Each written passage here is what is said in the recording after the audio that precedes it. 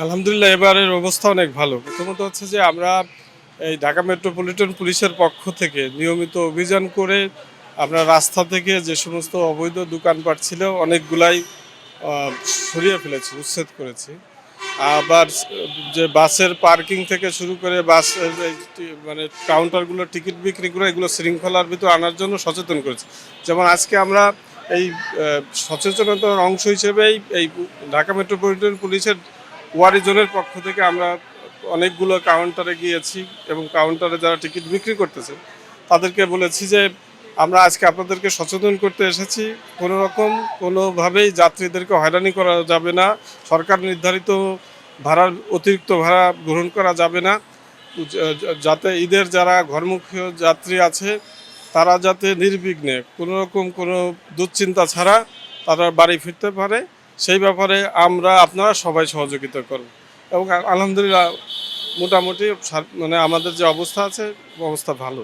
আমাদের তো আমরা যেমন হচ্ছে ঢাকা মেট্রোপলিটন পুলিশ থেকে এটা আমাদের নিয়মিত কাজের একটা অংশ যে আমরা যাত্রীদের সেবায় সর্বদা নিজেদেরকে নিয়োজিত রাখবো। বিশেষত ঈদের আগে কোনো রকম কোনো যাত্রী হয়রানি আমরা সহ্য করবো না, আমরা ব্যবস্থা নেব। এবং মন্ত্রী মহোদয়ের সাথে অবশ্যই এইটার স্পিডটা অবশ্যই বৃদ্ধি পেয়েছে যে আমরা একটা বড় সমর্থন বা শক্তি পেয়েছি বা উৎসাহ পেয়েছি, উদ্দীপনা পেয়েছি যে আমরা মানে কোনোভাবে আমরা কোনো যাত্রীকে যদি মানে কোনো যাত্রী হয়রানির শিকার হয় ব্যবস্থা নেব, কঠোর ব্যবস্থা নেব।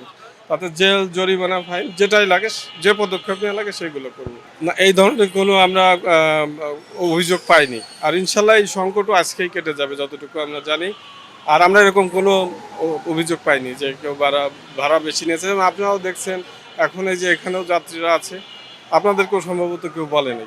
না, এইটা আপনি যেটা বলছেন এই অভিযোগটা পুরাপুরি সঠিক না। কেননা আমরা গত ঈদেও আমরা আমরা ঢাকা মেট্রোপলিটন পুলিশের পক্ষ থেকে আমাদের বিশেষত এই ওয়ারি জোনের পক্ষ থেকে আমরা নিয়মিত এই টার্মিনালে ছিলাম এবং আমরা অনেক ফাইন করেছি, ব্যবস্থা নিয়েছি। যেমন হটলাইনের আমরা উচ্ছেদ করেছি, যারা বেশি ভাড়া নিয়েছে তাদেরকে ফাইন করেছি, সাজাও দিয়েছি।